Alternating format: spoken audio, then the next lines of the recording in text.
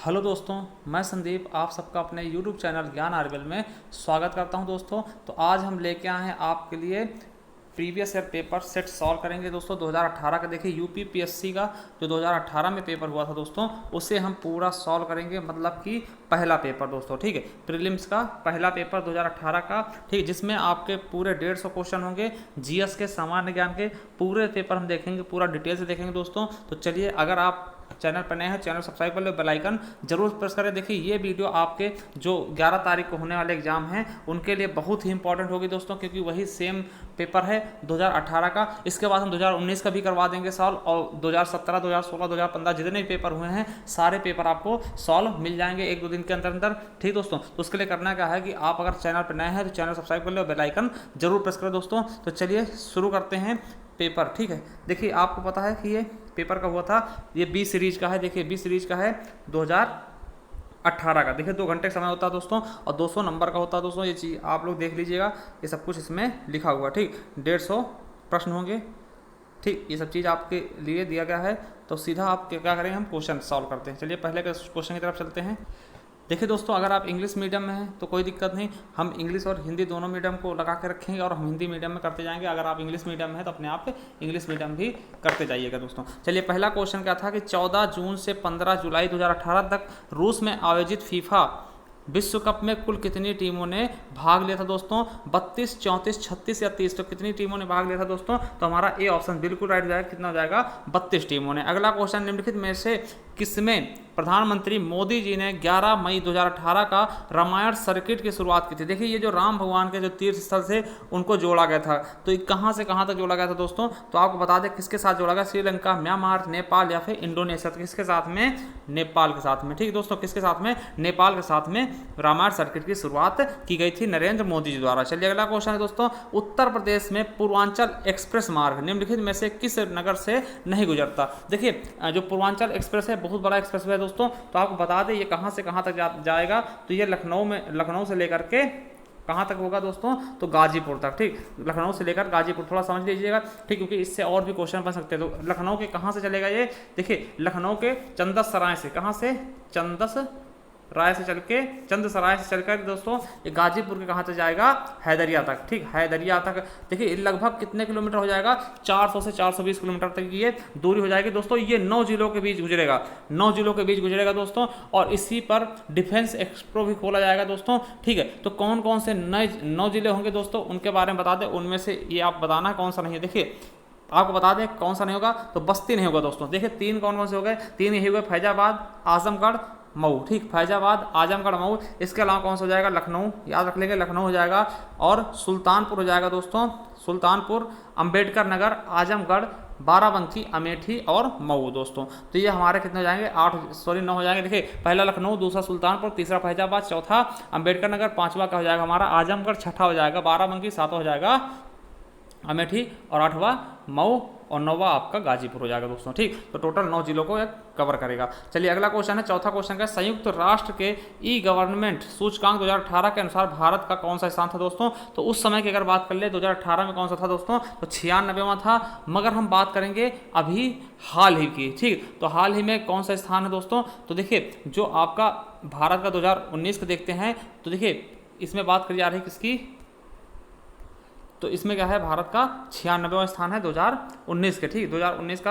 2019 में याद रखेंगे 2019 में कौन सा स्थान होगा? 96वां स्थान होगा है, ठीक। और पहले पे कौन सा है? डेनमार्क है दोस्तों, ठीक। चलिए अगला क्वेश्चन है, निम्नलिखित राज्यों में से कौन मई जून 2018 में निपाह वायरस बीमारी के प्रकोप के कारण चर्चा में था? दोस्तों बहुत ही इंपॉर्टेंट था निपाह वायरस, फिर उसके बाद कोरोना भी आ गया दोस्तों। तो याद रखेंगे कौन सा था? केरल में क्या था? निपाह वायरस फैला था चमगादड़ से दोस्तों, ठीक। अब कोरोना के बारे में पढ़ लेना, इससे क्वेश्चन पूछा जाएगा। अगला है, भारतीय राष्ट्रीय डिजिटल पुस्तकालय जून 2018 में प्रकाश जावड़ेकर द्वारा किस नगर में राष्ट्र को समर्पित किया गया था दोस्तों? तो किस नगर में किया गया था? तो दिल्ली में, ठीक। कहां पर? दिल्ली में। चलिए अगला है, वैश्विक शांति सूचकांक GPI 2018 के अनुसार विश्व में भारत का कौन सा स्थान है दोस्तों? तो 2018 के अनुसार कितना था दोस्तों? तो हमको बता दें 136वां था दोस्तों। अब 2020 की जो रैंकिंग है उसके अनुसार कितना है? 139वां भारत का स्थान आया है दोस्तों। तो ये भी याद रख लेंगे। और पहले पे कौन सा है? आइसलैंड है, दूसरे पे न्यूजीलैंड है दोस्तों। तो ये भी आप लोग याद कर लेंगे। चलिए अगला क्वेश्चन देखते हैं।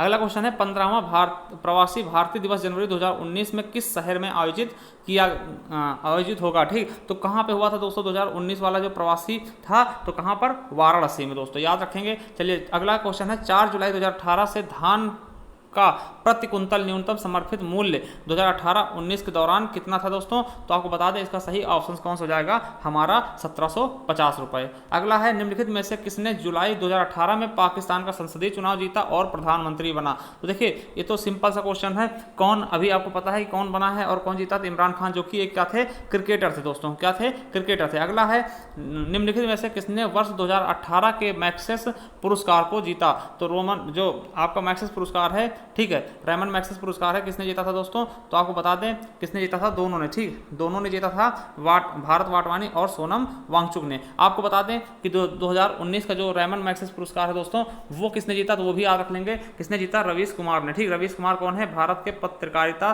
से संबंधित इनका है, ठीक, रवीश कुमार एनडीटीवी से बिलोंग करते दोस्तों, तो इन्हें 2019 का रेमन मैक्सेस पुरस्कार दिया गया दोस्तों। इसे हम क्या बोलते हैं, एशिया का नोबेल बोलते हैं, क्या बोलते हैं दोस्तों, एशिया का नोबेल बोलते हैं इस पुरस्कार को।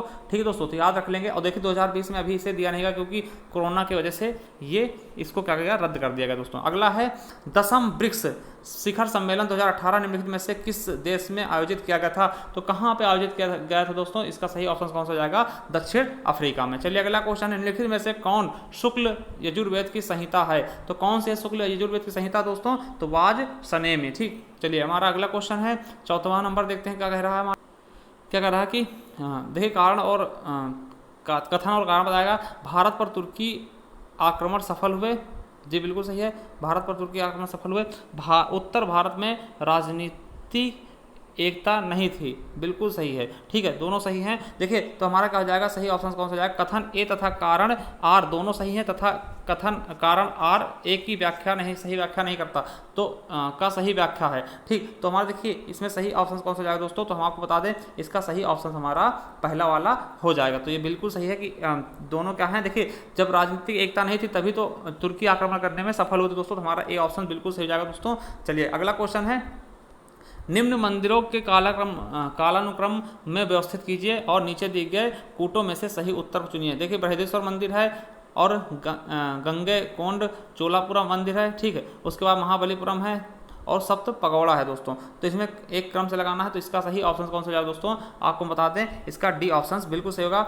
ये जाएगा पहले पे हो जाएगा, ये हो जाएगा दोस्तों, और दूसरे पे ये हो जाएगा, और तीसरे पे हो जाएगा हमारा पहला वाला, और चौथे पे हो जाएगा दूसरा वाला दोस्तों। तो चलिए हमारा डी ऑप्शन बिल्कुल राइट हो जाएगा। अगला देखते हैं, हाथी गुफा का अभिलेख किस शासक के विषय में जानकारी का स्रोत है, तो हाथी गुफा का जो अभिलेख है वो किस शासक के उसमें जानकारी के लिए स्रोत है दोस्तों, तो खारवेल। वेरी इंपॉर्टेंट क्वेश्चन है ये, क्वेश्चन आपके लिए वेरी इंपॉर्टेंट दोस्तों, याद रखेंगे। चलिए अगला क्वेश्चन देखते हैं, फिर से देखिए दोस्तों कथन और कारण के बारे में बताया गया। पहला कथन है 1946 में मुस्लिम लीग में कैबिनेट मिशन प्लान के लिए दी गई अपनी स्वीकृति वापस ले ली थी, बिल्कुल सही है दोस्तों। और क्या कह रहा है, 1946 में अंगठित अंतरिम सरकार में मुस्लिम लीग शामिल हुई थी, बिल्कुल सही है दोस्तों। मगर ये क्या होगा कि देखिए हमारा सही कौन सा हो जाएगा दोस्तों, बी नंबर सही होगा, कथन ए तथा कारण आर दोनों सही हैं, परंतु क्या है कि कारण ए जो है, कारण आर जो है कथन ए की व्याख्या नहीं करता, दोनों क्या है अलग अलग है दोस्तों, ये किसी की व्याख्या नहीं करते। चलिए अगला क्वेश्चन देखते हैं दोस्तों, निम्नलिखित में से किन स्थानों मध्य पाषाण काल में पशुपालन के प्रमाण मिलते हैं, तो किन स्थानों पर मध्य पाषाण काल के पशुपालन के साक्ष्य मिलते हैं दोस्तों, तो हमारा सही ऑप्शन कौन सा हो जाएगा, बागौर में। कहाँ पर, बागौर में। अगला है निम्नलिखित में से कौन सा सुमेलित नहीं है मेरे दोस्तों, तो कौन सा सुमेलित नहीं ये आपको बताना है दोस्तों, अदीना मस्जिद, मांडू, लाल दरवाजा मंदिर जौनपुर और दाखिल दरवाजा गौड़, या 3 दरवाजा अहमदाबाद दोस्तों, तो इसका सही ऑप्शन कौन सा हो जाएगा, हमारा ए ऑप्शन ही गलत है दोस्तों। चलिए अगला क्वेश्चन देखते हैं, निम्नलिखित में से कौन सा सुमेलित नहीं है, ध्रुवदास भगत नामावली, नाभादास भक्तमाल, रसखान रसिक प्रिया, या फिर उस्मान चित्रावली, तो कौन सा सही नहीं है दोस्तों, तो हमारा क्या हो जाएगा, रसखान या रसिक प्रिया की नहीं है, ठीक, रसिक प्रिया रसखान की रचना नहीं है दोस्तों, ठीक है, ये आप केशवदास के दोस्तों। चलिए अगला क्वेश्चन देखते हैं, अगला देखिए, निम्नलिखित घटनाओं को कालक्रमानुसार व्यवस्थित कीजिए और नीचे दिए गए कोड को सही उत्तर से चयनित कीजिए दोस्तों। देखिए पहला है हंटर आयोग, तो हम बता दें हंटर आयोग कब आया था दोस्तों, आपको पता होना चाहिए। देखिए इसका गठन किसने किया था, लॉर्ड रिपन के समय में किया गया था, ये 3 फरवरी कब 3 फरवरी 1882 को, याद रखेंगे 1882 को। देखिए सेंट्रल आयोग कब था, 1917 में आया था, याद रखेंगे सेंट्रल आयोग जो है 1917 में आया था। और 1854 में वुड का घोषणा पत्र आया था, 1854 में वुड का घोषणा पत्र आया था दोस्तों। और सार्जेंट योजना कब, 1944 में, कब 1944 में। तो आप देखिए एक क्रम से लगाते हैं हम। देखिए सबसे पहले क्या होगा, 1854 वाला ना, 1854 वाला मतलब सी ऑप्शन पहले आया है। ये क्या होगा, उड वाला पहले आ जाएगा ना, उड वाला पहले आ जाएगा। देखिए पहले पे 2 हैं, तो अब अगला ऑप्शन देखते हैं। उसके बाद कौन सा जाएगा, ए नंबर 1882, ठीक 1882, तो ए नंबर हो जाएगा, यानी हमारा डी ऑप्शन बिल्कुल राइट हो जाएगा दोस्तों। आप लोग ये डेट भी लिख लेना अपने हिसाब से, ठीक। अगला है, निम्नलिखित नेताओं में से किसने क्रांतिकारी संगठन अभिनव भारत समाज की स्थापना की थी दोस्तों। तो किसने की थी अभिनव भारत समाज की स्थापना, तो आपको बता दें विनायक दामोदर सावरकर ने। चलिए अगला क्वेश्चन है, कौन सा विद्रोह सही सुमेलित नहीं दोस्तों। संथाल विद्रोह 1855 बिल्कुल सही, कोल 1831 बिल्कुल सही, खासी 1829 दोस्तों बिल्कुल सही ऑप्शन है। और अहोम विद्रोह ये 1815 नहीं दोस्तों, अहोम विद्रोह 1828 में होता दोस्तों, ये याद रख लेंगे, तो यही हमारा क्या हो जाएगा, गलत हो जाएगा। चलिए अगला है, निम्नलिखित में से कौन सा भारत का सबसे ऊंचा जलप्रपात है दोस्तों। तो कौन सा सबसे ऊंचा जलप्रपात कौन सा दोस्तों, तो आपको तो वो बता दें दोस्तों कौन सा है, कुंजीकल जलप्रपात, ठीक। चलिए अगला क्वेश्चन देखते हैं दोस्तों, क्या कह रहा है हमारा अगला क्वेश्चन। वनस्पति जल वायु का सही सूचक है, यह कथन किससे संबंधित दोस्तों, तो किससे संबंधित है, कोपेन से। चलिए अगला है, निम्नलिखित में से देशों में से किसमें पंपा घास का मैदान पाया जाता है, किसमें है पंपा घास का मैदान दोस्तों, बहुत ही इंपॉर्टेंट क्वेश्चन है। अर्जेंटीना, ब्राजील, चिली या इक्वाडोर, तो कहाँ पर है, अर्जेंटीना में दोस्तों। चलिए अगला है, निम्नलिखित युगों में से कौन सा सही सुमेलित नहीं है दोस्तों। तो कौन सा सही सुमेलित नहीं है दोस्तों, ये बताना है आपको। तो सोनोरन कहाँ है, संयुक्त राज्य अमेरिका बिल्कुल सही। तकला मकान जो ये मरुस्थल है बिल्कुल सही, तकला मकान चीन में है। और कराकुम कहाँ पे है, तुर्कमेनिस्तान। गिब्सन आपका ब्राजील में नहीं है दोस्तों, तो हमारा डी ऑप्शन बिल्कुल गलत हो जाएगा। अगला है, निम्नलिखित कॉफी उत्पादन देशों को उनके कॉफी उत्पादन 2016 को अवरोही क्रम में व्यवस्थित करें और नीचे दिए गए कूटों को सही उत्तर चयनित करें। तो देखिए 28 का हमारा सही ऑप्शन कौन सा जाएगा दोस्तों, बी नंबर, ठीक। पहले सी वाला हो जाएगा, फिर बी वाला हो जाएगा दूसरे पर, और उसके बाद ए वाला हो जाएगा तीसरे पर, और चौथे पर आ जाएगा इंडोनेशिया। आपको पता है सबसे ज़्यादा कॉफ़ी जो होता है ब्राज़ील ही करता है, ठीक। तो आपको कौन सा ऑप्शन सही जाएगा, सी नंबर। चलिए अगला क्वेश्चन, बी नंबर सॉरी। अगला क्वेश्चन है, सुएज नहर के बन जाने के पश्चात भारत और यूरोप के मध्य की सामुद्रिक दूरी में कितनी कमी आई थी दोस्तों। देखिए सुएज नहर एक अपने आप में व्यापार के लिए बहुत ही बड़ी क्रांति थी, क्योंकि पहले बहुत ज़्यादा घूम के आना पड़ता था, मगर सुएज नहर के जैसे बनने के बाद क्या होता, बहुत कम से कम 7000 किलोमीटर की दूरी कम पड़ गई थी, किसके बीच, भारत और यूरोप के बीच, ठीक। चलिए अगला क्वेश्चन देखते दोस्तों। अगला क्वेश्चन है, निम्नलिखित भारतीय मौसम मुख्यालयों को उनकी स्थापना के कालानुक्रम में व्यवस्थित कीजिए और नीचे दिए गए कूट में से अपने सही उत्तर का चयन कीजिए दोस्तों। देखिए किस हिसाब से कहाँ कहाँ बदला है कालाक्रम, तो हमारा सही ऑप्शन कौन सा जाएगा, डी। पहले क्या था, कोलकाता था, ठीक। दूसरे पर क्या आ गया, शिमला आ गया दोस्तों। तीसरे पर क्या हो गया, पुणे हो गया, और चौथे पर दिल्ली। चलिए अगला क्वेश्चन देखते हैं, निम्नलिखित कथनों में से सही नहीं है।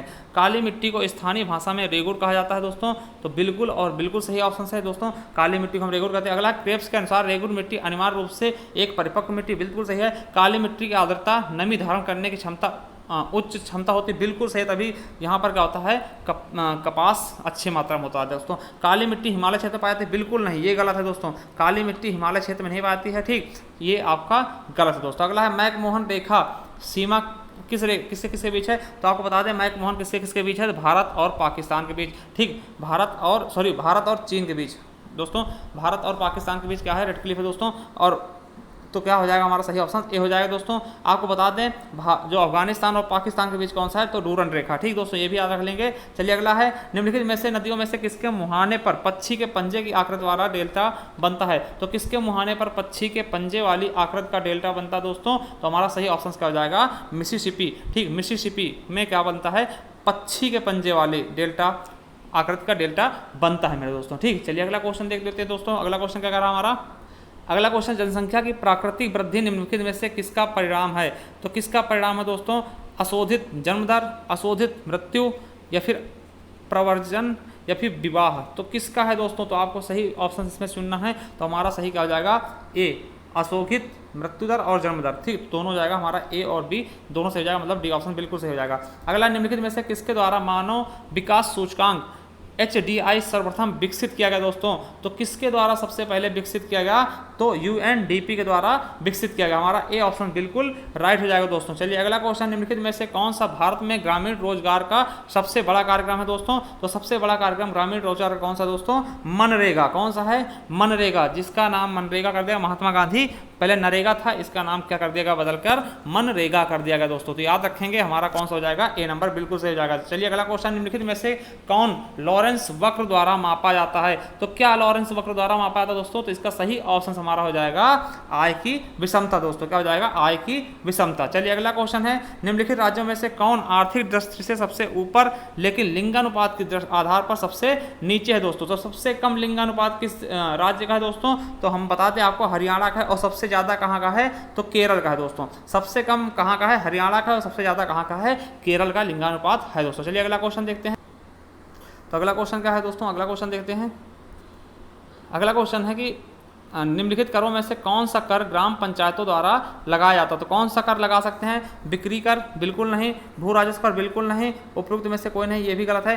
कौन सा? देखिए, मेले वाले कर जो होते हैं वो ग्राम पंचायत लगाते हैं दोस्तों। चलिए अगला है, भारत में निम्नलिखित 5 वर्षों योजनाओं में किसका मुख्य ध्येय समपोषणीय वृद्धि था दोस्तों? तो कौन सी थी जो पंचवर्षीय योजनाएं थी? कौन से का समपोषणीय वृद्धि था दोस्तों? उसका नारा क्या? तो उसका था 12वीं का दोस्तों। अगला है, उत्तर प्रदेश के निम्नलिखित नगरों में से किसे स्मार्ट सिटी विकास कार्यक्रम में विकास के लिए केंद्र सरकार द्वारा नहीं चुना गया है दोस्तों? तो किसे नहीं चुना गया? लखनऊ, इलाहाबाद, गाजियाबाद या फिर कानपुर दोस्तों। तो आपको बता दें, इसका सही ऑप्शन कौन सा हो जाएगा? गाजियाबाद को नहीं चुना गया दोस्तों। चलिए अगला क्वेश्चन, राष्ट्रीय परिवार स्वास्थ्य सर्वेक्षण 2015 से 16 के अनुसार वर्तमान में भारत की कुल प्रजनन दर कितनी थी दोस्तों? तो देखिए, ये आपका कितना था? तो 2.2 था। चलिए अगला है, भारत में नगरीय क्षेत्रों में BPL उम्मीद परिवारों की पहचान के लिए निम्नलिखित में से कौन सी एक समिति गठित की गई थी दोस्तों?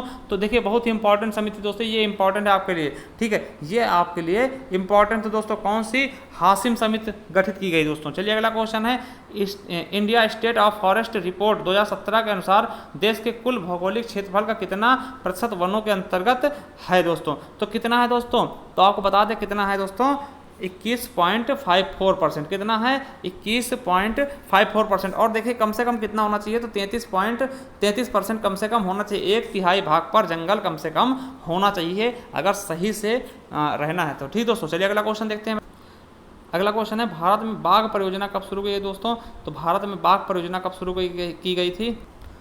1968, 1972, 1984 या 1993 दोस्तों। आपको बता दें, ये क्वेश्चन हटा दिया गया था क्योंकि इसमें सही ऑप्शन नहीं है दोस्तों। इसका सही ऑप्शन क्या हो जाएगा? 1973 होना चाहिए था, जो कि आपको याद रखना है। तो इसके लिए सबको मार्क दिए गए थे दोस्तों। चलिए अगला क्वेश्चन देख लेते हैं दोस्तों। अगला क्वेश्चन क्या है?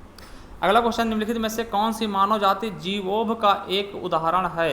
तो कौन सा है दोस्तों? तो हमारा 46 का डी ऑप्शन बिल्कुल सही जाएगा, फसली भूमि दोस्तों। चलिए अगला है, निम्नलिखित में से कौन सा जानवर बिना पानी पिए सबसे लंबी अवधि तक जीवित रह सकता है दोस्तों? देखिए, लोगों ने क्या किया होगा? ऊंट का स्थान लगा दिया होगा, ऊंट, मगर ऊंट गलत होता। सबसे ज़्यादा कौन करता है दोस्तों? जो एक ग्रेड का कंगारू होता, चूहा होता है, ये कंगारू चूहा, ठीक, ये सबसे ज़्यादा समय तक पानी पिए बिना रह सकता दोस्तों, ठीक। चलिए अगला क्वेश्चन है, भारत का प्रथम national centre for marine biodiversity किस शहर में स्थापित है दोस्तों? तो कहाँ पर है दोस्तों? तो हमारा 48 का बी ऑप्शन बिल्कुल सही हो जाएगा, जामनगर, ठीक। जामनगर कहाँ पड़ता है? गुजरात में, ठीक। चलिए अगला है, डाचीग्राम राष्ट्रीय उद्यान निम्नलिखित में से किससे संबंधित है? जो डाचीग्राम है, या डाचीग्राम राष्ट्रीय उद्यान है, वो किससे संबंधित है दोस्तों? तो आपको बता दें किससे संबंधित है? हंगुल से, हंगुल या कश्मीर स्टैग से, ठीक, कश्मीरी हिरन से, ठीक दोस्तों। हमारा डी ऑप्शन बिल्कुल राइट हो जाएगा दोस्तों। चलिए अगला क्वेश्चन देखते हैं दोस्तों, जैव विविधता दिवस कब मनाया था दोस्तों? तो कब मनाया था है? 22 मई को। कब मनाया था दोस्तों जैव विविधता दिवस? तो 22 मई को दोस्तों। अगला क्वेश्चन है, निम्नलिखित में से कौन मृदा से संबंधित नहीं है दोस्तों? तो कौन सा मृदा से संबंधित नहीं है दोस्तों? तो क्या कौन सा नहीं है? इडेफिक, ठीक, इडेफिक या क्या है? मृदा से संबंधित नहीं है दोस्तों। अगला है, निम्नलिखित में से किसमें ओजोन की सर्वाधिक सांद्रता मिलती है दोस्तों? तो किसमें मिलती है दोस्तों? ओजोन देखिए समताप मंडल में पाया था दोस्तों, ये भी आपको मैं बता दूं। तो देखिए, इसको क्या बोलते हैं इंग्लिश में? स्ट्रेटोस्फीयर बोलते हैं, ठीक। ओजोन दिवस कब मनाया था? 16 सितंबर को दोस्तों, हाल ही में मनाएगा। तो ये भी क्वेश्चन आपके एग्जाम में पूछा जा सकता है। ओजोन में जो छिद्र हुआ किससे कारण होता है? तो CFC, क्लोरोफ्लोरोकार्बन के द्वारा होता है दोस्तों। और ये आपके फ्रिज या फिर AC से निकलने वाली गैस होती है मेरे दोस्तों। चलिए याद रखना इसको भी। अगला क्वेश्चन है दोस्तों कि वैश्विक उष्णन के फलस्वरूप निम्नलिखित में से किसकी बारंबारता और प्रचंडता बढ़ जाती है दोस्तों। तो हमारा 53 का सही ऑप्शन क्या हो जाएगा, डी। केवल चक्रवात की, केवल तूफान की, केवल वंडर की, मतलब उपरोक्त सभी की, तो सबका हो जाएगा, तीनों का क्या होता है, सही हो जाएगा। ठीक, चलिए अगला है 54 नंबर, निम्नलिखित में से कौन सा वासन संरक्षण रणनीति का उदाहरण नहीं है दोस्तों। कौन सा नहीं है, जैव मंडल आगार या वनस्पति बाग या राष्ट्रीय उद्यान या फिर पवित्र उपवन। तो कौन सा हमारा सही ऑप्शन हो जाएगा दोस्तों, तो हमारा वनस्पति बाग। चलिए अगला है, सूर्य के प्रकाश में पाराबैंगनी विकिरण अभिक्रिया निम्नलिखित में से क्या पैदा करती है दोस्तों। तो क्या पैदा करती हैं, कार्बन मोनोऑक्साइड या सल्फर डाइऑक्साइड या ओजोन या फिर फ्लोराइड्स दोस्तों। तो हमारा सही ऑप्शन क्या हो जाएगा, ओजोन गैस। ठीक, जिसको हम क्या बोलते हैं, O3 से इंगित करते हैं दोस्तों। और इसकी गंध कैसी होती है, मछली की तरह। ठीक, मछली की तरह इसकी गंध होती है दोस्तों। चलिए अगला है, नॉर्मन बोरलॉग को किस क्षेत्र में नोबेल पुरस्कार प्रदान किया गया था दोस्तों। तो आपको बता दें, एकमात्र ऐसे कृषि वैज्ञानिक थे जिन्हें नोबेल पुरस्कार दिया गया दोस्तों। तो इन्हें कृषि के क्षेत्र में दिया गया। और नॉर्मन ई बोरलॉग क्या है, ये हरित क्रांति के जन्मदाता हैं विश्व स्तर पर दोस्तों। और भारतीय स्तर पे कौन है, तो MS स्वामीनाथन। ठीक है, MS स्वामीनाथन। और देखिएगा, अभी पूछ ले कि हरित क्रांति शब्द का प्रयोग सबसे पहले किसने किया, तो विलियम गॉड ने दोस्तों। चलिए अगला क्वेश्चन है, निम्नलिखित युगों में से कौन सा सही सुमेलित नहीं है दोस्तों। कौन सा सही सुमेलित नहीं है मेरे दोस्तों। तो देखिए 57 नंबर, कौन सा सही सुमेलित नहीं होगा। देखिए रेनेटिन क्या है, पनीर है। जैव विविधता प्रौद्योगिकी क्या है, प्लाज्मिडियम है। ठीक, गोल्डन चावल में क्या होता है, विटामिन ए होता है। ओजोन परत ट्रोपोस्फीयर में नहीं पाता है दोस्तों, ये आपके समताप मंडल पाया था। आगे हमने देखा तो यही क्या हो जाएगा, हमारा गलत हो जाएगा। चलिए अगला है, निम्नलिखित में से युगों में से कौन सा सुमेलित नहीं है दोस्तों। बांदीपुर राष्ट्रीय उद्यान कर्नाटक, मानस वन्यजीव अभ्यारण्य असम, ठीक, पेरियार वन्यजीव अभ्यारण्य केरल, और सिमलीपाल राष्ट्रीय उद्यान कहाँ पे, मध्य प्रदेश। तो दोस्तों आपको बता दें, जो सिमलीपाल है वो मध्य प्रदेश में नहीं है दोस्तों, यही हमारा गलत हो जाएगा। सिमलीपाल कहाँ है, उड़ीसा में। ठीक, सिमलीपाल कहाँ है, उड़ीसा में। तो हमारा डी ऑप्शन बिल्कुल राइट हो जाएगा, गलत हो जाएगा दोस्तों। चलिए अगला क्वेश्चन देखते हैं। नेक्स्ट क्वेश्चन क्या है, निम्नलिखित में से किसे जेवी नार्लिकर के अनुसार अभी तक विज्ञान नहीं माना जाता दोस्तों। तो किसको नहीं माना जाता दोस्तों, तो आपको बता दें कि ज्योतिष को अभी तक भी विज्ञान नहीं मानते दोस्तों। अगला है, निम्नलिखित में से किसका आविष्कार विल्हेम्स रोजेंटन ने की थी। तो किसका किया था, एक्सरे मशीन ना, एक्सरे मशीन बहुत इंपॉर्टेंट दोस्तों, आपको याद रखना है एक्सरे मशीन को ना। रेडियो की मार्कोनी ने की थी दोस्तों, आपको पता होगा।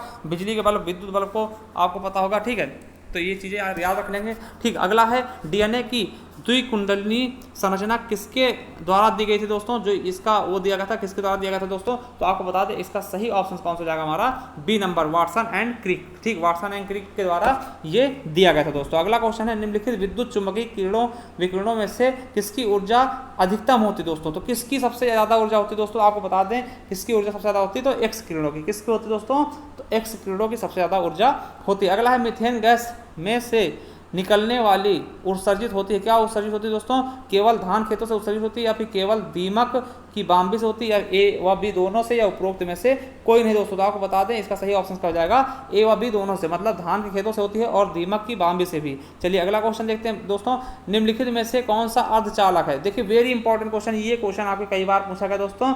तो कौन सा अर्धचालक है दोस्तों, सिलिकॉन का होता है, ये अर्धचालक होता है। ठीक, तो याद रखेंगे दोस्तों। चलिए अगला क्वेश्चन देख लेते हैं। 65 नंबर का है, भारत के संविधान की प्रस्तावना में कितने प्रकार का न्याय, स्वतंत्रता, समानता एवं भ्रातृत्व का उसी क्रम में उल्लेख किया गया दोस्तों। तो देखिए हमारा इसका सही ऑप्शन कौन सा जाएगा, 65 का ए नंबर, 3, 5, 2, 1। ठीक, चलिए अगला है, 2017 के राष्ट्रपति चुनाव में यूपीए का उम्मीदवार कौन था दोस्तों। तो यूपीए का उम्मीदवार आपको बताना है कौन थे। तो आपको बता दें दोस्तों, 2017 की बात की जा रही है दोस्तों। ठीक है, तो कौन थे दोस्तों इसका आंसर आप हमें कमेंट बॉक्स में करके जरूर बताना। ठीक है, क्योंकि ये क्वेश्चन इजी है आपके लिए, तो ये आप हमें कमेंट बॉक्स में करके बताना, ये क्वेश्चन आपके लिए छोड़ने जा रहे हैं। चलिए, नीति आयोग का प्रथम उपाध्यक्ष कौन थे दोस्तों। तो कौन थे, अरविंद पनगड़िया थे। और वर्तमान में अगर पूछ ले तो राजीव कुमार होंगे। कौन हो जाएंगे, राजीव कुमार। ठीक, और इसके CEO कौन है, तो अमिताभ कांत जी। तो ये भी याद रख लेंगे। और इसका जो अध्यक्ष होता है वो हमारे प्रधानमंत्री होते, यानी कि नरेंद्र मोदी जी हो जाएंगे। देखिए वर्तमान की बात करते उपाध्यक्ष की, तो कौन हो जाएंगे, राजीव कुमार जी। ठीक, तो ये याद रख लेंगे। उस समय प्रथम कौन थे, तो अरविंद पनगड़िया, इन्हीं की जगह पे वो निर्वाचित हुए हैं दोस्तों। ठीक, वो चुने गए। ठीक, अगला है, निम्नलिखित में से कौन सा भारत के भाषा के आधार पर पहला राज्य बना था। तो आपको बता दें कौन सा बना दोस्तों, Andhra Pradesh. Very easy question है। चलिए अगला है कि निम्नलिखित में से कौन सा एक संविधानेतर संस्था है। तो कौन सा है दोस्तों, तो हमारा 69 में कौन सा ऑप्शन सही हो जाएगा दोस्तों, डी नंबर, बिल्कुल सही होगा। नीति आयोग क्या है, संविधानेतर संस्था है दोस्तों। अगला है, सरकारी आयोग निम्नलिखित में से किससे संबंध में किया गया था। तो किसके संबंध में, केंद्र राज्य संबंध में। देखिए इंपॉर्टेंट क्वेश्चन है, ये क्वेश्चन आपके कई बार पूछा था। चलिए अगला क्वेश्चन देखते हैं दोस्तों।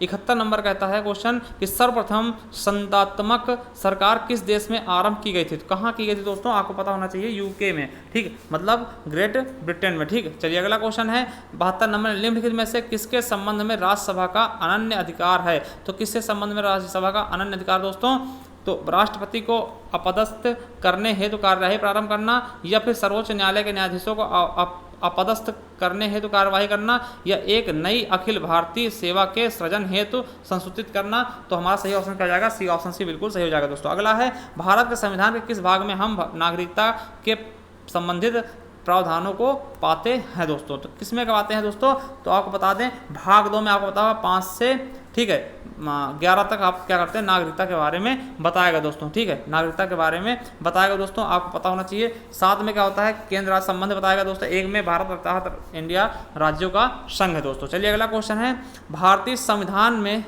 भारत की आधिकारिक भाषा से जुड़े प्रावधानों को संसद संशोधित कर सकती है, किसके द्वारा कर सकती है दोस्तों। इसका आपको सही आंसर बताना है, किसके द्वारा कर सकती है दोस्तों, तो आपको पता होना चाहिए अपने सदस्यों के साधारण बहुमत से। देखिए ये चीजें क्या होती है, साधारण बहुमत से हो जाती है दोस्तों, ये आर्टिकल 368 के अंतर्गत नहीं होती, ठीक है दोस्तों, तो याद रख लेंगे। अगला है बिना अनुमति के कितने दिन संसद में अनुपस्थित रहने पर किसी संसद को अयोग्य घोषित किया जा सकता है दोस्तों। तो कितने दिन, कम से कम कितने दिन नहीं आओगे आप, तो 60 दिन। अगर देखिए कोई भी सदस्य हो अगर 60 दिन तक संसद में नहीं आता है तो उसे अयोग्य घोषित किया जा सकता है, कम से कम 60 दिन, उसके पहले कुछ नहीं, ठीक। चलिए अगला है, निम्न गवर्नर जनरलों में से किसने कांग्रेस का अत्यधिक अल्पसंख्यक लोगों का प्रतिनिधित्व करने वाली कहकर उपहास किया था दोस्तों। तो किसने किया था दोस्तों, आपको पता होना चाहिए कि किसने किया था दोस्तों, लॉर्ड डफरिन ने। इन्हीं के समय में कांग्रेस पार्टी की स्थापना हुई थी 1885 ईस्वी में, ठीक। चलिए अगला क्वेश्चन देखते हैं दोस्तों।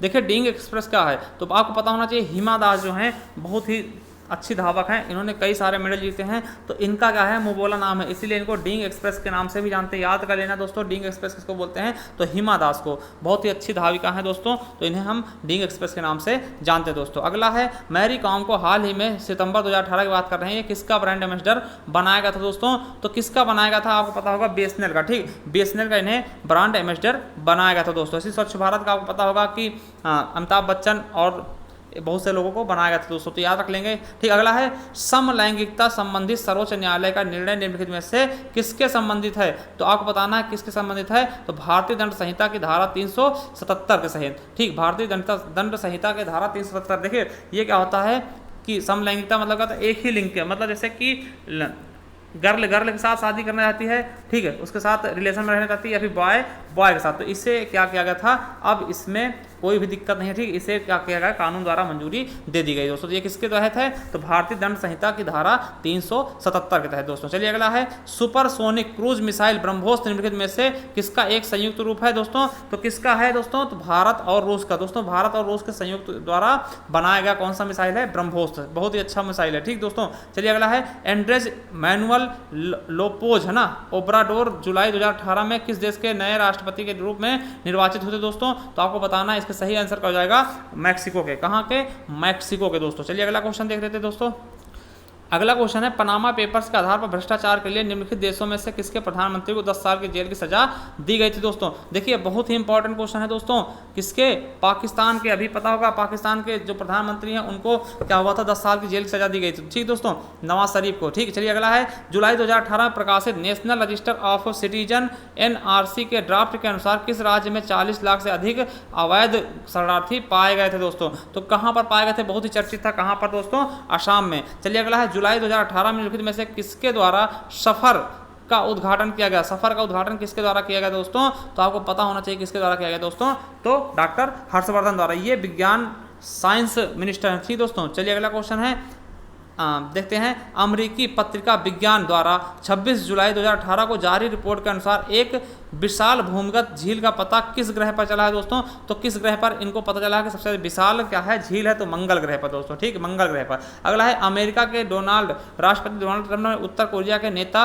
किम जोंग से 12 जून 2018 को किस देश में मुलाकात की थी दोस्तों, तो सिंगापुर में। कहां पर की थी दोस्तों, आपको पता होना चाहिए, इसका सही ऑप्शन कौन सा हो जाएगा दोस्तों, सी, सिंगापुर में, ठीक दोस्तों। देखिए ये आपको पता है कि डोनाल्ड ट्रंप के भारत आने पर इनके लिए कौन सा चलाया गया था, नमस्ते ट्रंप का कार्यक्रम कराया गया था ना, जिस प्रकार से मोदी जी गए थे अमेरिका, तो वहां पे हाउडी मोदी चलाया गया था, ठीक दोस्तों, तो ये भी याद रख लेंगे। चलिए अगला क्वेश्चन, अगला क्वेश्चन देखते हैं दोस्तों, देखिए ये आपको मिलाना है दोस्तों, ठीक। जैसे दक्षिण भारत के समुद्रगुप्त के समकालीन नरेश और उनके राज्य, कौन सा नरेश किस राज्य से था दोस्तों? देखिए जो धनंजय था वो किसका था? कुस्तलपुर का। धनंजय किससे था? कुस्तलपुर का दोस्तों। तो 1 का 3 हो जाएगा दोस्तों। देखिए और क्या था? नीलराज किससे था? तो किससे था? अवमुक्त से दोस्तों। फिर 1 का 3 और 2 का 1, तो कौन सा हो जाएगा हमारा? देखिए 1 का 3 2 का 1, तो हमारा तीसरा ऑप्शन सी सही है। तो हमारा सही ऑप्शन क्या हो जाएगा? C number. चलिए अगला है, निम्नलिखित में से सिंधु सभ्यता में संबंधित कौन से केंद्र उत्तर प्रदेश में अवस्थित थे दोस्तों? कालीबंगा, लोथल, आलमगीरपुर या हुलास दोस्तों। तो कौन कौन से थे आपको बताना है कि उत्तर प्रदेश के क्षेत्र में पड़ते थे दोस्तों। तो कौन सा हो जाएगा हमारा? देखिए तीसरा और चौथा दोनों क्या थे? उत्तर प्रदेश में पड़ते थे। हमारा डी ऑप्शन बिल्कुल राइट हो जाएगा दोस्तों। अगला है, निम्नलिखित में से कौन सी संस्था विदेशी व्यापार से संबंधित थी? तो कौन सी संस्था विदेशी व्यापार से संबंधित थी दोस्तों? तो आपको बता दें, देखिए ये क्वेश्चन क्या था आपका? थोड़ा सा कंफ्यूजन वाला था, तो इसमें सी और डी ऑप्शन दोनों सही हो जाएंगे। सी और डी कौन से? नाना देश और माड़ीग्राम, ठीक। चलिए अगला क्वेश्चन देखते हैं दोस्तों। 90 नंबर क्वेश्चन, फिर कथन और कारण की बात की जा रही है दोस्तों। पहला है, कथन क्या कहता है? मध्यकाल में संगीत पर संस्कृत में लिखी गई अनेक पुस्तकों का फारसी में अनुवाद किया गया। बिल्कुल सही है दोस्तों, ठीक है। दूसरा क्या है? आरंभिक चिश्ती सूफी संत संगीत सभाओं जिन्हें समा कहा जाता के शौकीन थे। बिल्कुल सही, ये भी सही है। मगर देखिए एक दूसरे की ये क्या कर रहे हैं? व्याख्या नहीं कर रहे हैं दोस्तों, इसलिए हमारा बी ऑप्शन बिल्कुल राइट हो जाएगा। चलिए अगला क्वेश्चन देखते हैं। पुष्यमित्र शुंग द्वारा 2 अश्वमेध यज्ञ किए जाने के बारे में जानकारी मिलती है, किस लेख से मिलती है दोस्तों? तो ये आपको बताना है। जो पुष्यमित्र शुंग ने 2 यज्ञ करवाए थे उसका उल्लेख कहाँ से मिलता है? तो अयोध्या लेख से, ठीक। कहाँ से? अयोध्या लेख से। चलिए अगला है, मध्यकालीन भारत के ऐतिहासिक स्रोतों में चकला शब्द का प्रयोग किया गया था। तो चकला शब्द का प्रयोग किस लिए किया गया था दोस्तों? तो आपको बता दें, सरकार के समानार्थी था। सॉरी, चकला का प्रयोग किस लिए करते थे दोस्तों? तो इसका सही ऑप्शन क्या हो जाएगा हमारा? C number. सूबा और परगना के बीच की क्षेत्रीय इकाई था, लेकिन सरकार के समानार्थी नहीं था। तो हमारा सी ऑप्शन बिल्कुल राइट हो जाएगा दोस्तों। चलिए अगला क्वेश्चन देख लेते हैं।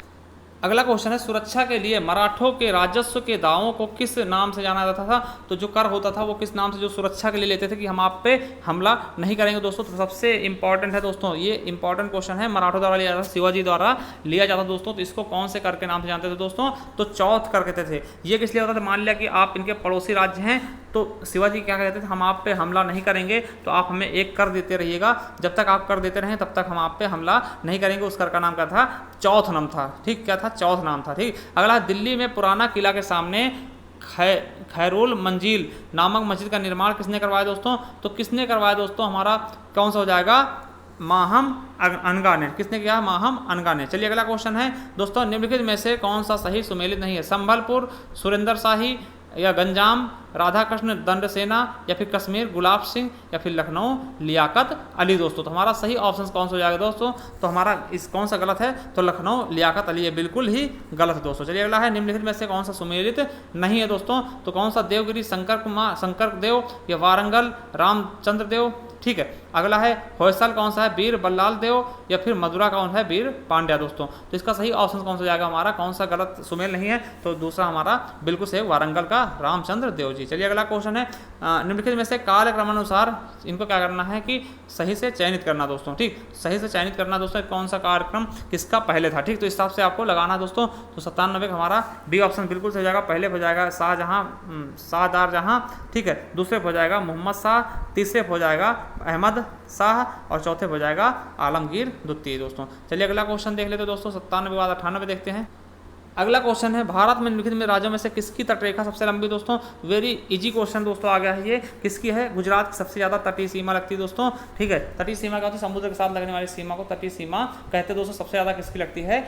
गुजरात की, ठीक। चलिए अगला क्वेश्चन है दोस्तों, उत्तर प्रदेश के निम्नलिखित नदियों में से कौन सी पर्यावरण प्रदूषण के कारण जैविक आपदा घोषित हो गया दोस्तों? तो किस नदी के लिए जैविक आपदा घोषित किया गया दोस्तों? तो आपको बता दें किसके लिए? तो गोमती के लिए दोस्तों। किसके लिए? गोमती के लिए दोस्तों जैविक आपदा घोषित किया गया मेरे दोस्तों, ठीक है। चलिए 100वां क्वेश्चन देखते दोस्तों। 100वां क्वेश्चन क्या कहता है? देखिए दोस्तों, ठीक है। 100वां क्वेश्चन है, विश्व प्रसिद्ध भगवान वेंकटेश्वर का मंदिर निम्नलिखित पहाड़ियों में से किसमें अवस्थित दोस्तों? इसमें से कोई भी ऑप्शन सही नहीं होगा दोस्तों। इस क्वेश्चन को क्या किया था? हटा दिया गया था दोस्तों। चलिए अगला क्वेश्चन देखते हैं, राजस्थान मरुस्थल अथवा थार मरुस्थल निम्नलिखित में से किसका विस्तार है? तो किसका विस्तार दोस्तों ये आपको बताना है दोस्तों। किसका विस्तार है ये? हमारे तो प्लीस्टोसीन और अभिनव जमाव का। किसका है? प्लीस्टोसीन और अभिनव जमाव का दोस्तों। चलिए अगला क्वेश्चन है, भारत की निम्नलिखित नदियों में से कौन पश्चिमी घाट से नहीं निकलते दोस्तों, कौन से पश्चिमी घाट से नहीं निकलते दोस्तों, आपको बता दें ताप्ती। ठीक, ताप्ती क्या है, पश्चिमी घाट से नहीं निकलती दोस्तों। अगला है वैश्विक गांव की संकल्पना का विकास आधारित है, तो किस पर आधारित है दोस्तों, किस पे आधारित है, तो परिवहन एवं संचार का विकास पर। किस पे, परिवहन एवं संचार के विकास पे दोस्तों। चलिए अगला क्वेश्चन देख लेते हैं दोस्तों क्या कह रहा है। अगला क्वेश्चन है दोस्तों कि निम्नलिखित देशों में से किसमें प्रति गाय दुग्ध का औसत वार्षिक उत्पादन सर्वाधिक दोस्तों, तो कहाँ की प्रति गाय दूध का औसत सबसे अधिक है दोस्तों, तो आपको बता दें डेनमार्क की गाय सबसे ज़्यादा दूध देती हैं। ठीक दोस्तों, सबसे ज़्यादा दूध कौन सी देती हैं, डेनमार्क गाय। और बता दें दूध के उत्पादन में सबसे बड़ा कौन उत्पादित करता है दोस्तों, अगर टोटल दूध की बात कर लेते हैं तो भारत का प्रथम स्थान है दोस्तों, और भारत के अंदर किसका है, उत्तर प्रदेश का। और ये इसमें बहुत बड़ा योगदान डॉक्टर वर्गीज कुरियन था, जिन्होंने श्वेत क्रांति की शुरुआत की थी दोस्तों। अगला है 105 नंबर 2011 की जनगणना के अनुसार उत्तर प्रदेश के निम्नलिखित जनपदों में से किसमें महिला साक्षरता दर सबसे कम है, तो किसमें है दोस्तों, श्रावस्ती में। महिला साक्षरता की बात कर ली जाए, पुरुष साक्षरता की बात कर ली जाए, या फिर साक्षरता की बात कर ली जाए, सबसे कम कहाँ की है दोस्तों, आपके श्रावस्ती की। और देखिए सबसे ज़्यादा पढ़ी लिखी लड़कियाँ कहाँ की हैं, तो महिला साक्षरता सबसे अधिक कौन सी है, तो कानपुर नगर की। ठीक, कानपुर नगर की। अगर बात करें सबसे ज़्यादा साक्षर लड़के कहाँ के हैं, तो कौन सा हो जाएगा आपका, कौन सा शहर, देखिए कौन सा हो जाएगा,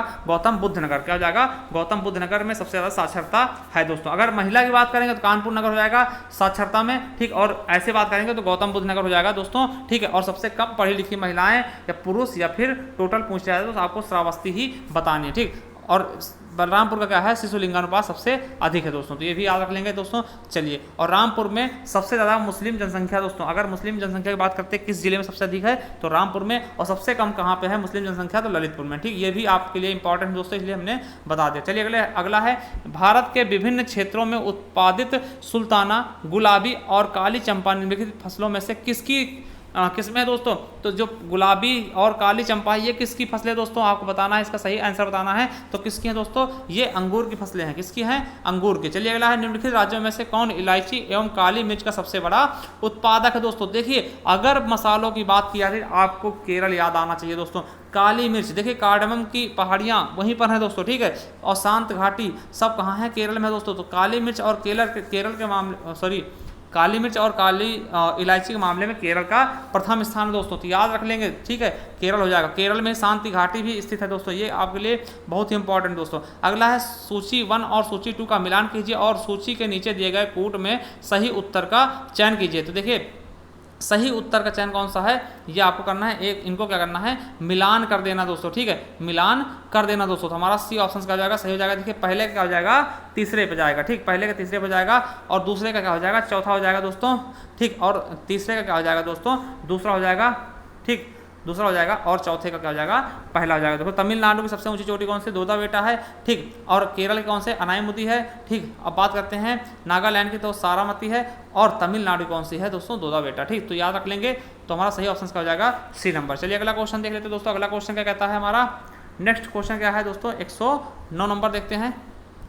निम्नलिखित देशों में से कौन सा विश्व में आयोडीन का अग्रणी उत्पादक है, तो कहाँ पर सबसे ज़्यादा आयोडीन होता उत्पादन दोस्तों, तो बता दें कहाँ पर होता है, चिली में। चिली में तांबा का भी सबसे ज़्यादा उत्पादित होता है। अगला है 2011 की जनगणना के अनुसार निम्नलिखित क्षेत्र राज्यों में से किसमें ग्रामीण और शहरी दोनों क्षेत्रों में शिशु लिंगानुपात न्यूनतम है। सबसे कम शिशु लिंगानुपात कहाँ पर दोस्तों, तो आपको बता दें हरियाणा। ठीक, हरियाणा में भी लिंगानुपात भी सबसे कम है दोस्तों, और शिशु लिंगानुपात भी सबसे कम ही है दोस्तों, तो याद रख लेंगे हरियाणा। ठीक, और सबसे ज़्यादा कहाँ पर है, केरल में दोस्तों, सबसे ज़्यादा कहाँ पर है, केरल में। और अगर उत्तर प्रदेश की बात करते हैं कहाँ पे है, बलरामपुर। ठीक, बलरामपुर जिला हो जाएगा। ठीक, अगला 2011 जनगणना के अनुसार निम्नलिखित राज्यों में से किसकी ग्रामीण जनसंख्या सर्वाधिक है। सबसे ज्यादा ग्रामीण जनसंख्या कहां पर रहती है दोस्तों, तो आपको पता होना चाहिए उत्तर प्रदेश। और सबसे ज्यादा जनसंख्या भी क्या है, आपके उत्तर प्रदेश की है दोस्तों। ठीक, उत्तर प्रदेश की ही जनसंख्या सबसे ज्यादा। अगर उत्तर प्रदेश को एक देश बना दिया जाए तो 5वें स्थान पर खुद ही जनसंख्या के मामले में खड़ा हो जाएगा दोस्तों।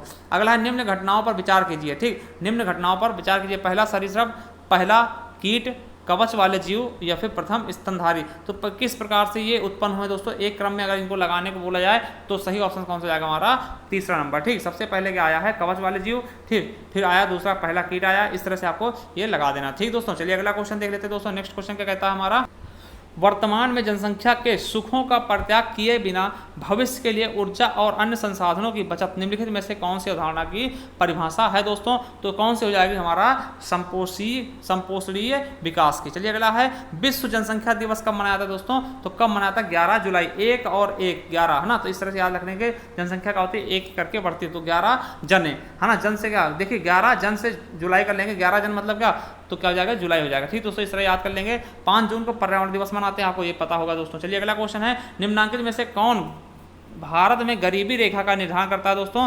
कौन करता है? केंद्रीय मंत्रिमंडल, लोकसभा, राज्यसभा या फिर योजना आयोग। ये अब जो है नीति आयोग में ट्रांसफर होगा दोस्तों, तो कौन करता है दोस्तों? तो ये अब कौन करता है? नीति आयोग करता है। चलिए अगला क्वेश्चन है निम्नलिखित राज्यों में से कौन सड़कों की लंबाई में भारत में प्रथम पायदान पे है दोस्तों? तो आपको पता होना चाहिए कौन है? महाराष्ट्र है। सबसे ज्यादा कहां पर है? महाराष्ट्र। सबसे कम कहां पर है? उड़ीसा में। ठीक दोस्तों, तो याद रख लेंगे सबसे ज्यादा कहां पर है? पक्की सड़कों का बात करेंगे तो उड़ीसा में, और सबसे कम कहां है? तो सबसे कम पक्की सड़कें कहाँ? उड़ीसा में। और सड़कों की बात करते हैं सबसे ज़्यादा लंबाई कहाँ पर दोस्तों? तो हमारा सही ऑप्शन क्या हो जाएगा? महाराष्ट्र। चलिए अगला है भारत में प्रत्यक्ष कर कोड निम्नलिखित में से किससे संबंधित है? तो किससे संबंधित? बिक्री कर से, आय कर से, उत्पादन कर से या सेवा कर से दोस्तों? तो हमारा सही ऑप्शन क्या हो जाएगा? आय कर से। चलिए अगला है ग्रीन पीस इंटरनेशनल का मुख्यालय कहाँ है दोस्तों? तो कहाँ पर है? एम्स्टर्डम, कैनबरा, ओटावा या फिर नागासाकी। कहाँ पे होगा? एम्स्टर्डम में। ठीक, एम्स्टर्डम नीदरलैंड की राजधानी एम्स्टर्डम। ठीक, देख लेना एक बार एम्स्टर्डम। ठीक है, तो हमारा सही ऑप्शन क्या हो जाएगा? एम्स्टर्डम दोस्तों। कैनबरा ऑस्ट्रेलिया में पड़ता है दोस्तों। ठीक, चलिए अगला क्वेश्चन है भारत सरकार द्वारा घोषित ABC इंडेक्स निम्नलिखित में से किससे संबंधित दोस्तों? तो किससे संबंधित है ABC इंडेक्स? तो स्वास्थ्य से। किससे संबंधित है? स्वास्थ्य से दोस्तों। अगला क्वेश्चन देखते हैं। अगला क्वेश्चन है संयुक्त राष्ट्र के आर्थिक एवं सामाजिक मामलों के विभाग UN देशा के अनुसार विश्व की कुल जनसंख्या कितने प्रतिशत शहरी क्षेत्रों में निवास करती दोस्तों? तो कितने परसेंट शहरी क्षेत्रों में निवास करती दोस्तों? तो 55%। पूरी 55% जनसंख्या क्या करती है? शहरी क्षेत्रों में निवास करती है, और केवल 45% का होती है ग्रामीण क्षेत्रों में दोस्तों। विश्व की बात कर रहे हैं। अगला निम्नलिखित में से कौन द्वितीय प्रदूषक है? तो द्वितीय प्रदूषक कौन सा हो जाएगा दोस्तों? हमारा A नंबर बिल्कुल सही हो जाएगा। स्मोक, जो हम सिगरेट वगैरह पीते हैं, जो धुआं होता है वो क्या होता है? द्वितीय प्रदूषक होता है दोस्तों। अगला है निम्नलिखित पारिस्थितिकी तंत्रों में किसमें प्रजातीय विविधता सापेक्षता काफी अधिक होता दोस्तों? तो कहां पर होता दोस्तों? तो हमारा देखिए इसमें क्या हुआ था दोस्तों? तो इसका जो है आपको कौन सा ऑप्शन सही माना गया था? B और C दोस्तों। B और C, उष्णकटिबंधीय वर्षावन और कोरल लीफ दोस्तों। तो हमारा सही ऑप्शन B और C होना चाहिए था। ठीक, इसमें जो B और C दोनों माने थे, दोनों पे जिसने निशान लगाया उसका दोनों सही माना गया था। ठीक, चलिए अगला निम्नलिखित में से कौन कीटों से प्राप्त नहीं होता? तो कौन चीज जो है वो कीटों से प्राप्त नहीं होती दोस्तों? तो आपको बता दें मोती, वो कीटों से नहीं होती, वो क्या होता है? एक सीप होता है। ठीक, उससे प्राप्त होता है। कीटों से आपको रेशम, शहद और लाख मिल जाता है, मगर मोती क्या होता है? ये एक इस घोंघा टाइप का होता है, सीप जैसा होता है, वो उससे प्राप्त होती है। अगला है निम्नलिखित में से कौन सामान्य परिस्थिति में वृक्ष के पत्तों की सरसराहट का डेसिबल स्तर प्रदर्शित करता है? तो कितने डेसिबल होता है दोस्तों जो वृक्षों के जो पत्ते होते हैं उनकी सरसराहट का? तो सही ऑप्शन कौन सा हो जाएगा दोस्तों? हमारा B नंबर। कितना? 20 डेसिबल। चलिए अगला क्वेश्चन है जलवायु परिवर्तन का संयुक्त राष्ट्र का सम्मेलन, ठीक, COP21 आयोजित हुआ था। कहाँ हुआ था दोस्तों? ये आपको बताना। तो कहाँ पर हुआ था? पेरिस में दोस्तों। ठीक है, पेरिस में हुआ था दोस्तों। चलिए अगला क्वेश्चन है जलवायु परिवर्तन पर भारत की प्रथम राष्ट्रीय कार्य योजना कब लोकार्पित की गई थी? तो कब की गई थी दोस्तों? इसका सही ऑप्शन क्या हो जाएगा? हमारा B नंबर, 2008 में। चलिए अगला क्वेश्चन देखते हैं दोस्तों। सबसे अधिक स्थिर पारिस्थितिकी तंत्र कौन सा दोस्तों? सागरी, वन, पर्वतीय या मरुस्थल दोस्तों? मरुस्थली। तो कौन सा हो जाएगा हमारा? सबसे अच्छा कौन सा हो जाता है दोस्तों? तो हमारा A ऑप्शन कौन सा होता है? सागरी। सागर में बहुत अच्छा बायोम बनता है मेरे दोस्तों। चलिए अगला देखते हैं दोस्तों। इंसिनरेटर्स का प्रयोग निम्नलिखित में से किसके लिए किया था दोस्तों? तो किसके लिए किया था दोस्तों? तो हम आपको बता दें कूड़ा कचरा को जलाने के लिए। ठीक, जलाने के लिए। चलिए अगला है हरित ग्रह प्रभाव क्या है? हरित ग्रह प्रभाव क्या है दोस्तों? तो बता दें क्या था? वैश्विक ताप में वृद्धि। जो वैश्विक ताप है वो हमारे वायुमंडल का, वो उसमें वृद्धि हो रही दिन प्रतिदिन, वही क्या है? हरित ग्रह प्रभाव है। अगला निम्नलिखित में से कौन सी प्राकृतिक गैस का मुख्य भाग है? तो प्राकृतिक गैस जो होती है, नेचुरल गैस जो होती है, उसका मुख्य भाग कौन सा हो जाएगा दोस्तों? हमारा इसका सही ऑप्शन कौन सा हो जाएगा? मीथेन। ठीक, क्या हो जाएगा? मीथेन दोस्तों। चलिए अगला क्वेश्चन है पशुओं को दिया जाने वाला कौन सा दर्द निवारक भारत में गिद्धों के लगभग विलुप्त के लिए उत्तरदायी है। दोस्तों देखिए जो होता है इसमें कौन सा, जो हम पशुओं को इंजेक्शन लगाते हैं कौन सा है, डिक्लोफिनेन। ठीक, हम क्या करते हैं जब दूध नहीं देते पशु तो क्या करते हैं, उनको हम डिक्लोफिनेन का इंजेक्शन लगा देते हैं, जो कि जब पशु मर जाते हैं फिर उनको क्या करते हैं, गिद्ध खाते हैं और गिद्धों के बहुत ज़्यादा नुकसान करता है दोस्तों, जिस वजह से गिद्ध क्या होते हैं, विलुप्त होते जा रहे हैं दोस्तों। चलिए अगला है, निम्नलिखित देशों में से कौन सा 2015 में सर्वाधिक CO2 मतलब कार्बन डाइऑक्साइड का उत्सर्जक करता था, सबसे ज़्यादा उत्सर्जक कौन था दोस्तों, तो आपको बताना है इसका सही ऑप्शन कौन सा हो जाएगा दोस्तों, चीन, चाइना हो जाएगा। ठीक, सबसे ज़्यादा किसने किया, चाइना ने। चलिए अगला क्वेश्चन देखते हैं दोस्तों, निम्नलिखित में से सही है, कौन सा सही है, प्राकृतिक आपदाएं सर्वाधिक क्षति विकासशील देशों में करती हैं, बिल्कुल गलत है। भोपाल गैस त्रासी मानव निर्मित थी, बिल्कुल गलत है। भारत आपदा युक्त देश है, बिल्कुल गलत है। मैग्नो चक्रवातों का प्रभाव कम करते हैं। देखिए इसमें क्या है कि इसको सही कथन में करना था। देखिए इसके सबको सभी क्वेश्चन इसको काट दिया गया था दोस्तों। ठीक है, इसके लिए समान अंक दिया गया था दोस्तों। तो चलिए अगला क्वेश्चन देखते हैं, निम्नलिखित में से किसका वेग अधिकतम होता है, कॉस्मिक किरण, प्रकाश, इलेक्ट्रॉन या फिर पराध्वनिक तरंग की, किसकी सबसे ज़्यादा वेग होती है दोस्तों, तो आपका सही ऑप्शन क्या हो जाएगा, प्रकाश की। सबसे ज़्यादा मतलब ध्वनि किसकी होती, सॉरी वेग किसकी होती है चलने की, तो लाइट की सबसे ज़्यादा होती है दोस्तों। चलिए अगला क्वेश्चन है, ग्राफीन क्या है, ग्राफीन क्या है दोस्तों, इसके बारे में बताना है। तो ग्राफीन क्या है दोस्तों, कार्बन का नैनो प्रतिरूप क्या है, ग्राफीन है दोस्तों। ठीक, सही ऑप्शन क्या हो जाएगा हमारा बी नंबर। अगला है, ध्वनि का वेग अधिकतम होता है, तो आपको बता दें सबसे ज़्यादा किसमें होता है, इस्पात में, सबसे ज़्यादा ठोस में। देखिए जैसा कि आप लोगों ने देखा होगा जब ट्रेन आती है तो हम क्या करते हैं, हवा में उसकी आवाज़ सुनाई देती है, मगर हम पटरी में कान लगाते हैं तो हमें क्या स्पष्ट रूप से सुनाई देता है कि ट्रेन आ रही है दोस्तों। ठीक है, तो इसीलिए इससे क्या प्रूफ होता है कि ध्वनि की जो रफ्तार होती है सबसे ज़्यादा किसमें होती है, इस्पात में होती है। अगला है, धुआं में देखने को प्रभावित, धुआं में आंखों को प्रभावित करने वाला कौन सा शक्तिशाली उत्तेज्य है होता है, तो कौन सा होता है दोस्तों, इसको आपको सही ऑप्शन कौन सा हो जाएगा हमारा डी नंबर। ठीक, पैराक्सी एसिटिलाइन नाइट्रेट। ठीक, तो हमारा सही ऑप्शन क्या हो जाएगा, डी नंबर। अगला है, a brief history of times नामक पुस्तक के लेखक कौन है दोस्तों, किसने लिखा है ये पुस्तक, तो स्टीफन हॉकिंस द्वारा लिखा गया। ठीक, स्टीफन हॉकिंस द्वारा, इनकी हाल ही में मृत्यु हो गई थी दोस्तों, अभी ज़्यादा समय नहीं हुआ दोस्तों, इनका भी याद कर लेंगे। चलिए अगला क्वेश्चन देखते हैं दोस्तों। अगला क्वेश्चन है, विटामिन सी का सबसे अच्छा स्रोत। देखिए विटामिन सी का सबसे अच्छा स्रोत कौन सा हो जाता है दोस्तों, तो विटामिन सी का सबसे अच्छा स्रोत कौन सा होता है हमारा, आंवला। ठीक, क्या हो जाता है दोस्तों, सबसे अच्छा स्रोत की बात जहाँ करते हैं, आंवला क्या हो जाता है हमारा विटामिन सी का सबसे अच्छा स्रोत हो जाता है दोस्तों। चलिए अगला क्वेश्चन देखते हैं, निम्नलिखित उपग्रहों में से कौन सा जीवन के अस्तित्व के लिए उपयुक्त हो सकता है। देखिए जहाँ पर मनुष्य रह सके, सबसे अच्छा जीवन के लिए उपयुक्त कौन सा ग्रह हो सकता है दोस्तों, तो मंगल, बुध, शुक्र या फिर बृहस्पति दोस्तों। तो कौन सा हो जाएगा हमारा सही ऑप्शन, तो कौन सा हो जाएगा दोस्तों, हमारा मंगल हो जाएगा। ठीक, कौन सा हो जाएगा दोस्तों, मंगल हमारा सही ऑप्शन हो जाएगा दोस्तों। चलिए देखते हैं,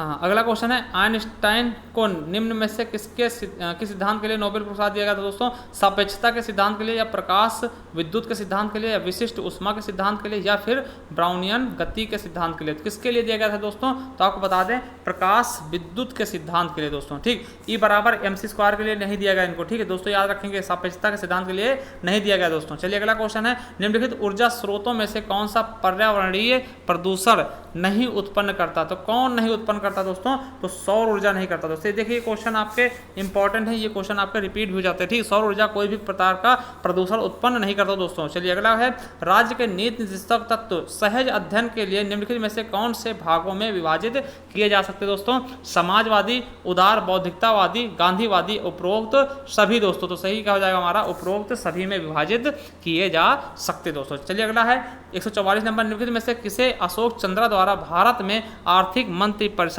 कहा गया, तो किसके द्वारा अशोक चंद्रा ने किसको भारत में आर्थिक मंत्रिपरिषद कहा, किसको कहा दोस्तों, तो हमारा सही ऑप्शन क्या हो जाएगा, योजना आयोग को। किसको कहा, योजना आयोग को। चलिए अगला क्वेश्चन देखते हैं दोस्तों। अगला क्वेश्चन क्या कह रहा है, भारतीय न्यायिक व्यवस्था में जब जनहित याचिका को शामिल किया गया उस समय भारत के मुख्य न्यायाधीश कौन से दोस्तों, तो जनहित याचिका देखिए कौन थे, PN भगवती। वेरी इंपॉर्टेंट दोस्तों, ये देखिए आपके UPSI के लिए भी बहुत इंपॉर्टेंट हो जाता है दोस्तों, ऐसे क्वेश्चन आपके लिए पूछा था।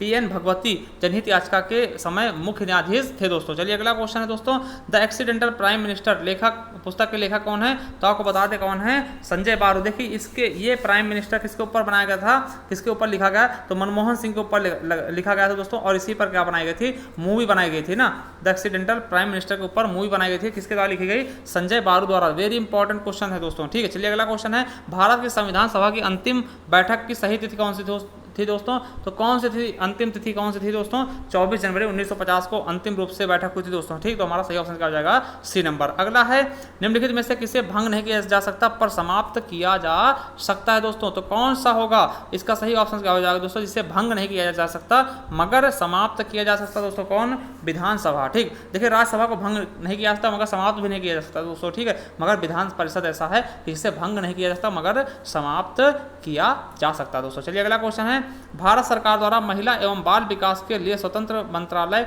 कब स्थापित किया गया दोस्तों, देखिए इसका सही ऑप्शन कोई नहीं है जिसमें से, तो इससे क्या गया था, हटा दिया गया था। ठीक, चलिए अगला है, लोकसभा में केंद्र शासित क्षेत्रों का सर्वाधिक प्रतिनिधित्व हो सकता है कितने, देखिए केंद्र शासित प्रदेशों द्वारा कितने हो सकते थे, पहले 20। ठीक है, ये पहले का 2018 का था, तो पहले कितने लोग, 20 प्रतिनिधित्व हो सकते दोस्तों। देखिए हमने टोटल और टेटल 150 क्वेश्चन किए हैं, ये आपके 2018 का पेपर है। आई होप हम 1-2 दिन में आपके 2019, 2017, 2016, 2015 जितने भी पेपर हुए होंगे सबको हम बारी बारी से आपके लिए प्रोवाइड करवा देंगे। देखिए अगर आपको इसकी पीडीएफ चाहिए तो आप हमें कमेंट बॉक्स में कमेंट कर सकते हैं, हम आपको इसकी पीडीएफ प्रोवाइड करवा देंगे दोस्तों। ठीक, पीडीएफ भी प्रोवाइड करवा देंगे। और करना क्या दोस्तों, अगर आपको पीडीएफ पसंद आए तो हमारे चैनल को सब्सक्राइब कर लेना और बेल आइकन जरूर प्रेस करना, क्योंकि आपके एग्जाम 11 तक हैं, तो 11 तक हम चाहेंगे तो अगर हमारी कोशिश होगी कि आपको ज़्यादा से ज़्यादा इसके लाभ दे दी जाएँ। और हम सेकंड पेपर भी सॉल्व कराएंगे जिसमें क्या होता है, हिंदी पूछा था। ठीक है, सेकंड पेपर हिंदी पूछा था दोस्तों, हिंदी और रीजनिंग, उसमें कुछ मिक्स क्वेश्चन आते हैं, 100 क्वेश्चन होते हैं उसमें, तो उसको भी सॉल्व करने की हम कोशिश करेंगे दोस्तों। चलिए अगर वीडियो पसंद आए तो लाइक सब्सक्राइब जरूर कर देना। थैंक यू, धन्यवाद दोस्तों।